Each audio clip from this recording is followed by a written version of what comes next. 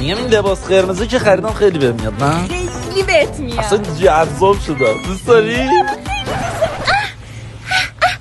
این یارو چقدر بی‌شخصیت توف کرد رو زمین. خب توف کرده به من و تو چی کارش کنم؟ عزیزم ما هممون شهروند یه جامعه هستیم. باید به هم دیگه احترام بذاریم. برو بهش بگو واسه چی توف کرد رو زمین. بهش بگم؟ بله.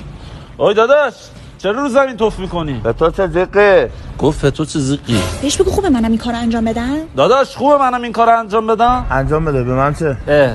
میگه به من چه انجام بده؟ روی بهش بگو که خوبه بیام تو صورت توف بکنم. اینو بگم بهش. آره بهش بگو. داداش خوبه من بیام تو صورت توف بکنم؟ بدو بیا. میگه بیا. برو دیگه. برم؟ آره عزیزم برو من پشتتم. من به عنوان یه همسر به عنوان یه شهروند از این جامعه پشتتم. برو عزیزم. برم؟ برو من پشتتم. خیالت جمعه. توف میکنم زود باش. میکنم منتظرم. باز توف کردم نگی چرا توف کردی؟ زود باش. باش من آدم روانی ام.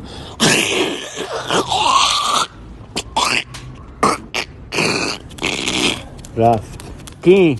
همون که باد بود.